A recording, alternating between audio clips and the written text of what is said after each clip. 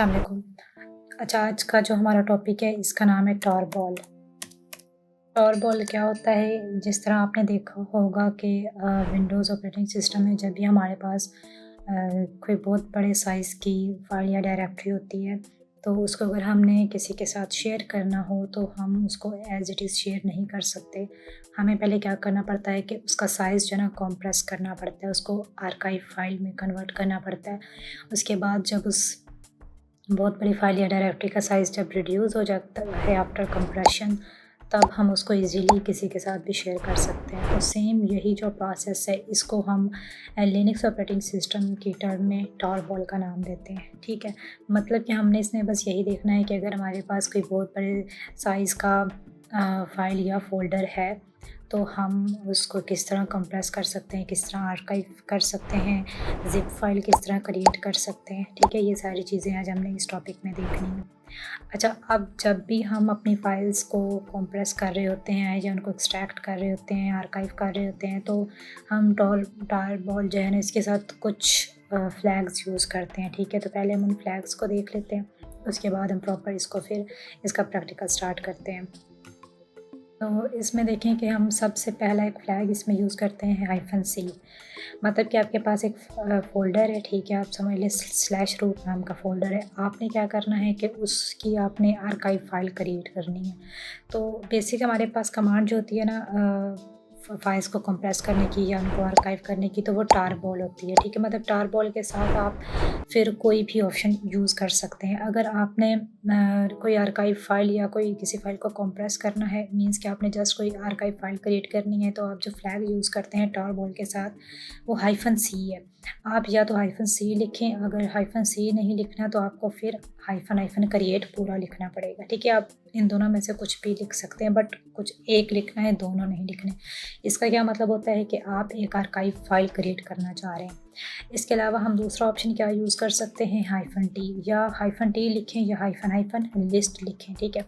ये इन दोनों में से जब भी आप कुछ लिखेंगे तो इसका ये मतलब होगा कि आपने जो फ़ाइल आर्काइव की है, मतलब फ़र्ज़ करें कि आपके पास एक स्लैश रूट डायरेक्टरी है, बट उस डायरेक्टरी के अंदर बहुत सारी फ़ाइल्स मौजूद हैं। आपने जब उस स्लैश रूट को आर्काइव कर लिया, अब अगर आप ये चेक करना चाहते हैं कि इस स्लैश रूट के अंदर कौन-कौन सी मज़ीद फ़ाइल्स या डायरेक्टरीज़ हैं, उनकी आप लिस्ट चेक करना चाहते हैं, तब आप -t फ्लैग को यूज़ करेंगे। उसके बाद है -x का मतलब होता है एक्सट्रैक्ट करना, यानी कि अब देखिए आपने क्या किया, आपने एक फ़ाइल को कंप्रेस या आर्काइव किया, उसके बाद आपने उस किसी दूसरे पर्सन को उसको शेयर कर दिया, ठीक है? अब उसने क्या करना है कि उस जो भी आपने फ़ाइल या फ़ोल्डर आर्काइव या कंप्रेस किया होगा, ज़ाहिर है अब उसने उसको ओपन करना है, तो ये जो ओपन करने का प्रोसेस होता है, इसको हम बोलते हैं एक्सट्रैक्ट करना। तो इसके लिए फिर हम फ्लैग यूज़ करते हैं -x। उसके बाद हमारे पास आता है -v मतलब वर्बोस। इसका ये मतलब होता है कि जैसे फ़र्ज़ करें कि हम जब भी कोई फ़ाइल या डायरेक्टरी क्रिएट करते हैं, जैसे मैं यहाँ पे लिखता हूँ कि dir tar, ठीक है? तो अब देखो डायरेक्टरी क्रिएट हुई है, बट उसने मुझे डायरेक्टरी क्रिएट होने का कोई भी प्रोसेस नहीं दिखाया। लेकिन अगर मैं यहाँ पे लिखूँ mkdir -v साथ लगा दूँ और फिर मैं इसको tar1 एक मैं डायरेक्टरी क्रिएट करूँ, तो अब देखो डायरेक्टरी क्रिएट होते हुए उसने मुझे दिखाई है कि आपकी जो डायरेक्टरी है ना ये क्रिएट हो गई है। मतलब कि ये जो -v या वर्बोस, इसका क्या पर्पज़ होता है कि अ, जो भी आपने कमांड दी है, जैसे कि मैंने फ़ाइल को कंप्रेस करने की कमांड दी, तो अब वो जो फ़ाइल कंप्रेस होते हुए मुझे मेरी स्क्रीन पे शो होगी। तो अगर आप ये चाहते हैं कि जब भी आप किसी फ़ाइल या फ़ोल्डर को कंप्रेस करें, तो आपको वो कंप्रेस होती हुई आपकी स्क्रीन पे शो हो, तो तब आपने क्या करना है कि -v का फ्लैग जो है वो यूज़ करना है, ठीक है? और उसके बाद हमारा फ्लैग होता है -f या -फ़ाइल। तो जिस भी नाम की आप वो कंप्रेस फ़ाइल या आर्काइव फ़ाइल क्रिएट करना चाह रहे होते हैं, उस फ़ाइल को आप एक नाम देते हैं, तो वो नाम देने के लिए आप फिर -f फ्लैग यूज़ करते हैं, ठीक है? अब हम इसको प्रैक्टिकली देखते हैं कि इन फ्लैग्स को हम कहाँ और कैसे-कैसे यूज़ कर सकते हैं, ठीक है? तो इसके लिए अब आपने क्या करना है कि देखिए फ़र्ज़ करें मेरे पास एक फ़ोल्डर है /etc, ठीक है?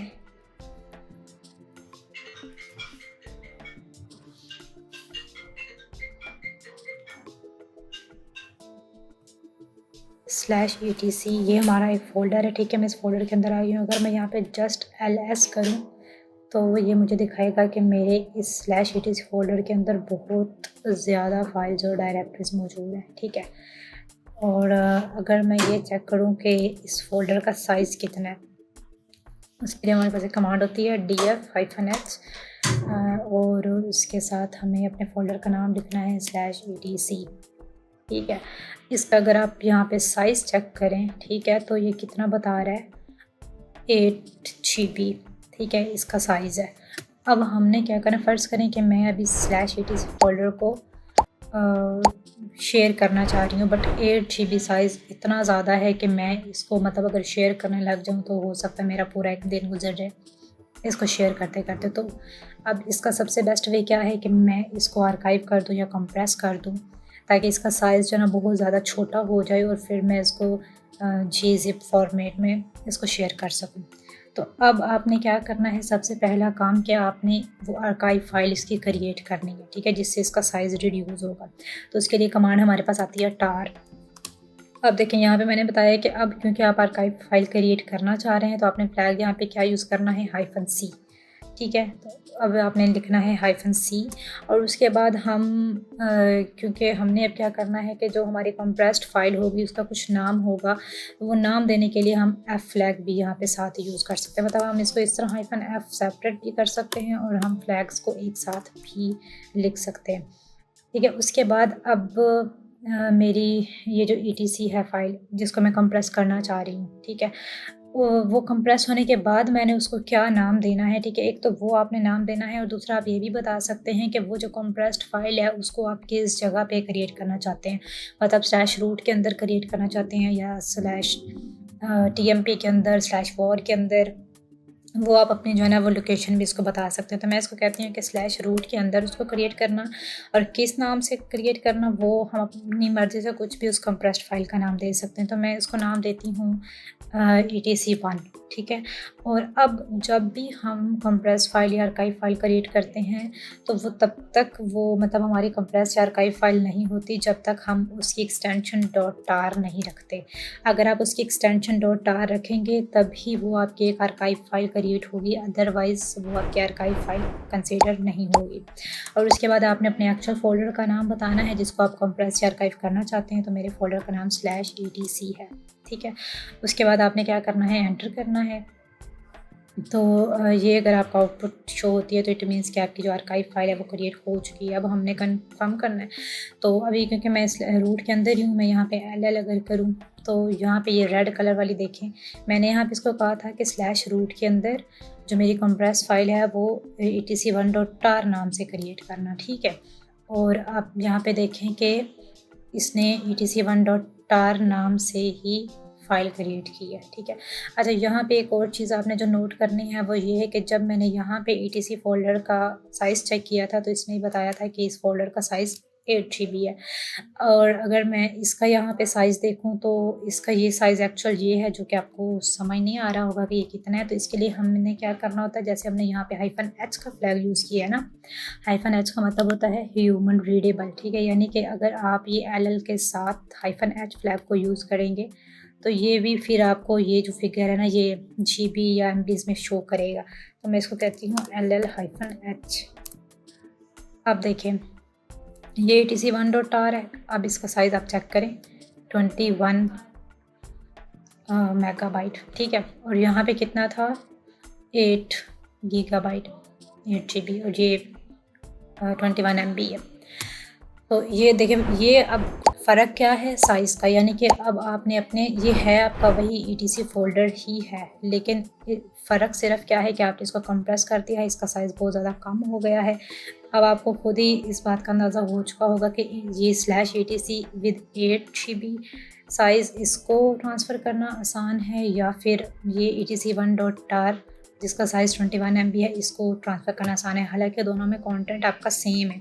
यहाँ पे जब मैंने ये etc फ़ोल्डर को जब मैंने ls किया था तो इसके अंदर ये सारा कंटेंट था, ठीक है। अगर आप इसको भी मतलब कि एक्सट्रैक्ट करें या जस्ट इसका कंटेंट ही देखें कि इसके अंदर क्या है, तो वो आपको दिखा देगा कि इसके अंदर क्या कुछ है। अब कंटेंट हमने कैसे चेक करना है, यानी कि इस हमारी फ़ाइल के अंदर क्या फ़ाइल्स या फ़ोल्डर्स मौजूद हैं। तो इसके लिए देखिए फ्लैग हमारे पास क्या है, -t, मतलब कि आपने जो भी फ़ाइल आर्काइव की है उसका अगर आपने कंटेंट चेक करना है, वो एक्सट्रैक्ट नहीं होगा, बस वो आपको दिखा देगा कि आपके इस कंप्रेस्ड या आर्काइव फ़ाइल में ये फ़ाइल फ़ोल्डर्स है। तो यहाँ पे अब हमारा फ्लैग है -t।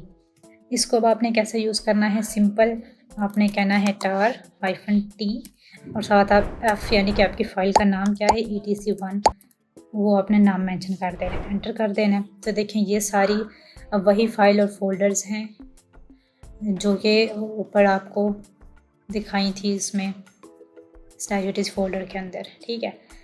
बट अब आप जो आपके लिए ट्रांसफ़र करना आसान है वो etc1.tar है। अच्छा, उसके बाद अब क्या है कि आपने इसको -x फ्लैग को कैसे यूज़ करना है। -x मीन्स कि आपने इसको एक्सट्रैक्ट करना है। फ़र्ज़ करें कि आपने इसको शेयर कर दिया किसी दूसरे पर्सन के साथ, वो पर्सन चाहता है कि वो /tmp फ़ोल्डर के अंदर इसको एक्सट्रैक्ट करे, ठीक है। तो आपने क्या करना है कि /tmp के अंदर फ़र्ज़ करें cd/tmp टीएमपी फ़ोल्डर के अंदर है। ये आपने एज्यूम करना है कि ये अब कोई दूसरा पर्सन है जो जिसको आपने etc1.tar फाइल शेयर कर दी है। अब वो इसको एक्सट्रैक्ट करना चाह रहा है, तो वो क्या कमांड यूज़ करेगा, तो etc फ़ोल्डर जो है ना वो उसके पास ओपन हो जाएगा, ठीक है। तो आपने सिंपल यहाँ पे tar कमांड को यूज़ करना है। उसके बाद आपने -x फ्लैग यूज़ करना है एक्सट्रैक्ट करने के लिए, और आगे फ़ाइल मतलब f फ्लैग साथ यूज़ करना है फ़ाइल का नेम मेंशन करने के लिए, और आपकी फ़ाइल का नेम क्या है। अच्छा, आप इसमें ये भी कर सकते हैं कि टीएमपी के अंदर जाए बगैर ही आप इसको कह सकते हैं कि tar -xf, और आगे यहाँ पे भी आप मेंशन कर सकते हैं कि इसको टीएमपी के अंदर एक्सट्रैक्ट करना है। पहले हम टीएमपी के अंदर जाके देख लेते हैं कि क्या etc नाम से रिलेटेड कोई फ़ोल्डर वहाँ पे पहले से मौजूद है तो नहीं है, ठीक है। टीएमपी के अंदर अगर मैं जस्ट ls करूँ तो मेरे पास ये कोई सिस्टम प्राइवेट मतलब सिस्टम नाम से रिलेटेड ही जस्ट कुछ फाइल्स हैं, ठीक है। सॉरी, ये डायरेक्टरीज है। अब हमने क्या करना है, हम चाह रहे हैं कि जो हमारी एक्सट्रैक्ट फ़ाइल हमें आर्काइव फ़ाइल हमें रिसीव हुई है उसको हम टीएमपी के अंदर एक्सट्रैक्ट करना चाहते हैं, ठीक है। तो आपने यहाँ पे कमांड देनी है tar -x एक्सट्रैक्ट, और आगे फ़ाइल का नेम हमने मेंशन करना है, और साथ ही हमने पाथ देना है उसको कि टीएमपी के अंदर इसको एक्सट्रैक्ट करना, और हमारी फ़ाइल का नाम है etc1.tar।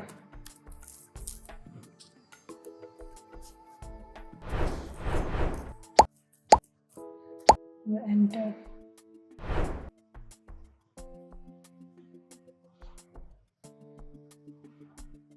ठीक है, ये हमें उधर उसके अंदर जाके ही करनी पड़ेगी।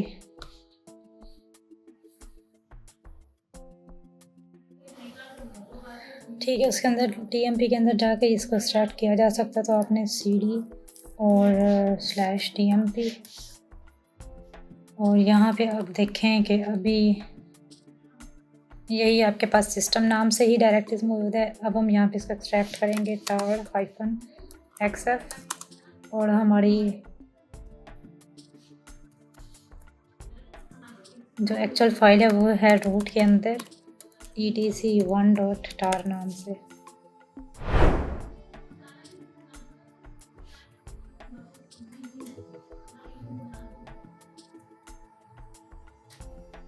ठीक है, यहाँ पे अगर मैं एल करूँ तो यहाँ पे फर्स्ट पे देखें कि आपकी जो etc फ़ोल्डर है वो एक्सट्रैक्ट हो चुका है, एंड इसका साइज़ सेम वही है जो आपका मतलब अब इसका साइज़ वही है जो 8 GB पहले था, ठीक है। जो साइज़ रिड्यूस होता है वो जस्ट आपका ट्रांसफ़र होने के लिए मतलब उसको यूज़ किया जाता है ताकि जितना छोटा साइज़ हो उतना ट्रांसफ़र वो ईज़िली हो सके, बट जब वो एक्सट्रैक्ट होता है तो वो अपने ओरिजिनल साइज़ में आ जाता है, ठीक है। ये सारे फ्लैग थे। अच्छा, उसके बाद हमारे पास क्या होता है कि ये कंप्रेशन की भी कुछ टाइप्स होती हैं, ठीक है। लाइक अगर आप सिंपल -c फ्लैग यूज़ करते हैं तो साइज़ जो है ना वो थोड़ा मतलब रिड्यूस होता है। अगर आप जो ना c के साथ j फ्लैग यूज़ करते हैं तो इससे लाइक अगर पहले 8 GB से 21 MB साइज़ रिड्यूस हुआ है ना, तो अब हो सकता है कि 8 GB से आप का साइज़ जो है ना वो 11 MB तक आ जाए। फिर उसके बाद हमारे पास एक और फ्लैग होता है कैपिटल जे। अगर आप इसको यूज़ करते हैं तो इससे क्या होता है कि 11 से भी और ज़्यादा कम हो जाता है, 5 MB तक आ जाता है, ठीक है। मतलब कि जितने ज़्यादा आप डिफरेंट मेथड चूज़ करेंगे आपका साइज़ उतना ही ज़्यादा कम होता जाएगा। अभी हमने क्या देखा कि सिंपल अगर हम सी फ्लैग यूज़ करते हैं जस्ट के क्रिएट करने के लिए बगैर किसी जे स्मॉल या कैपिटल या जेड फ्लैग के, तो कितना साइज़ रिड्यूस होता है। अब हम बाकी जो जेड जे और कैपिटल जे के साथ इसको करके देखते हैं कि उनके साथ साइज़ में कितना डिफरेंस आता है, ठीक है। तो ETC फ़ोल्डर का हमें पता है कि इसका साइज़ पहले है 8 GB। सिंपल सी के साथ जब हम कोई भी फ्लैग नहीं यूज़ कर रहे थे तो उसका साइज़ रिड्यूस हुआ 21 MB। अब हमने क्या करना है कि हमने दोबारा से टार फाइल क्रिएट करनी है, ठीक है, बट विद जी कंप्रेशन। और या आप इसको ये भी कह सकते हैं कि आप ज़िप फाइल अगर क्रिएट करना चाह रहे हैं, ठीक है। और साथ में एफ फ्लैग यूज़ करना है फाइल क्रिएट करने के लिए। अब स्लैश रूट के अंदर आप फ़र्ज़ करें चाह रहे हैं क्रिएट करना, पहले हमने ETC1 उसको नाम दिया था, अब हम उसको कह देते हैं ETC Z1, ठीक है, क्योंकि या सिर्फ ETC Z, क्योंकि हम जेड फ्लैग को यूज़ करके कर रहे हैं, ठीक है। और अब की बार ना जब आप सिंपल कंप्रेशन करते हैं ना या आर्काइव करते हैं तो आप जस्ट टार एक्सटेंशन यूज़ करते हैं, लेकिन जब आप यहाँ पे सी फ्लैग यूज़ करेंगे कि आप ज़िप फाइल क्रिएट करना चाह रहे हैं तो यहाँ पे आपकी जो एक्सटेंशन है ना वो डॉट टार साथ में डॉट GZ भी हो जाएगी, ठीक है। और उसके बाद आपने अपने फ़ोल्डर का नाम लिख देना जो ओरिजिनल फ़ोल्डर है जिसको आप आर्काइव करना चाह रहे हैं, उसके बाद आपने एंटर कर देना है, ठीक है। अब अगर मैं यहाँ पे LL करूँ तो अब देखें ये है आपकी आर्काइव फाइल क्रिएट हुई। इसका मैं अगर साइज़ भी चेक करूँ LL-H तो इसका देखें पहले कितना था 21 MB बगैर किसी फ्लैग के। अब हमने ज़िप कंप्रेशन की है तो अब देखें उससे भी ज़्यादा रिड्यूस हो गया, 4.3 MB तक आ गया, ठीक है। इसी तरह अगर मैं इसको कहूँ कि जे जो है ना फ्लैग उसके साथ हमने कंप्रेशन करनी है तो हम करेंगे टार हमारा फ्लैग सी क्रिएट करने के लिए, फिर जे और फिर एफ। और अब हम यही चाह रहे हैं कि रूट के अंदर ना ETC जे, ठीक है। अब इसकी एक्सटेंशन हो जाएगी डॉट टार और डॉट टार के साथ अब जब हम जी फ्लैग यूज़ करते हैं तो हमारी डॉट टार डॉट GZ जो है ना एक्सटेंशन होती है, बट जब हम जे फ्लैग यूज़ करते हैं तो हमारी एक्सटेंशन होती है डॉट टार डॉट BZ2, ठीक है। और आगे हमारे फ़ोल्डर का नाम /ETC। अब हमने क्या करना है LL-H। अब ये BZ2 है, ठीक है। इसका साइज़ आप देखें कि पहले 4.3 MB था, उससे भी कम हो के अब कितना हो गया है 3.6, मीन्स के और ज़्यादा डिफरेंस आ गया साइज़ में। अब की फाइल और ज़्यादा छोटी हो गई है, ठीक है। इसी तरह लास्ट पे हमारे पास फ्लैग होता है कैपिटल जे। उसमें भी आपने क्या करना है सिंपल -C क्रिएट करने के लिए और यहाँ पे आपने कैपिटल जे करना है और साथ में F और आपका रूट में आप इसको क्रिएट करना चाह रहे हैं उसका नाम आप ETC कैपिटल जे कर दें। अच्छा, जब ये कैपिटल जे आप फ्लैग यूज़ करते हैं ना तो अब जो आपकी एक्सटेंशन होती है वो होती है डॉट टार डॉट XZ, ठीक है। और लास्ट पे आपने अपने फोल्डर का नाम दे देना है और एंटर कर देना है, ठीक है। LL-H यहाँ पे देखें अब पहले 3.6 था, उससे भी ज़्यादा रिड्यूस हो के 2.7 हो गया, ठीक है। तो ये होती हैं हमारे पास स्टार कमांड कि हम किस तरह किसी भी फाइल को आर्काइव कर सकते हैं और डिफरेंट फ्लैग्स को यूज़ करके मतलब उनका साइज़ बहुत ज़्यादा मिनिमाइज़ कर सकते हैं। अब देखो इनमें डिफरेंस क्या होता है जब हम खाली GZ एक्सटेंशन यूज़ करते हैं या BZ2 या XZ। तो इसके लिए मैंने एक चार्ट बनाया, इससे आई होप आपको समझ आ जाएगी। देखो इसमें कमांड है हमारी CZF, यानी कि सिंपल जब हम ज़िप फाइल या जेड फ्लैग यूज़ करते हैं, ठीक है। तो ये जो कंप्रेशन टाइप हमारी कहलाती है ये GZIP होती है। और इसमें हम ये एक्सटेंशन यूज़ करते हैं .tar.gz। अब इसमें ये होता है कि जब हम फ़ाइल को कंप्रेस कर रहे होते हैं तो जो हमारी फ़ाइल्स के कंप्रेस होने की स्पीड होती है ना, बहुत ही फास्टेस्ट होती है। मतलब बहुत ही जल्दी हमारी फ़ाइल्स कंप्रेस हो जाती हैं, बट जो साइज़ होता है ना वो मीडियम होता है। मीडियम से मुराद के मतलब कम तो होता है, लेकिन बहुत ज़्यादा साइज़ जो है ना वो रिड्यूस नहीं होता। जैसे कि 8 जीबी से 21 एमबी तक हुआ है, लेकिन जब हम नीचे वाले फ्लैग्स को यूज़ करते हैं तो 21 से भी बहुत ज़्यादा कम हो जाता है। तो इसमें क्या होता है कि जो कंप्रेशन साइज़ होता है ना, वो मीडियम होता है, लेकिन होता बहुत जल्दी है, ठीक है। उसके बाद जब हम CJF को यूज़ करते हैं तो इसमें हमारी एक्सटेंशन जो है वो फ़ाइल की .bz2 होती है। अब इसमें स्पीड जो होती है ना वो स्लो होती है अगर हम कंपेयर करें ये -CZF से, लेकिन इसमें साइज़ जो है ना फिर कंप्रेशन साइज़ जो है ना बहुत ज़्यादा स्मॉल हो जाता है। और जब हम कैपिटल J के साथ यूज़ करते हैं तो इसकी एक्सटेंशन .xz है, बट इसकी स्पीड सबसे कम है, ठीक है। मतलब ना ये बहुत ज़्यादा टाइम लेगी उसको कंप्रेस होने में, लेकिन जब कंप्रेस हो जाएगी तो फिर उसका जो साइज़ है ना वो बहुत ही ज़्यादा फ़ाइल का आपका कम हो जाएगा, लाइक 3 MB तक आ जाएगा। तो ये इन तीनों कमांड्स में बेसिक डिफरेंस होता है, ठीक है, जो कि आई होप आपको समझ आ चुका होगा। फिर भी आपको इसमें कुछ भी कन्फ्यूजन हो तो आप पूछ सकते हैं।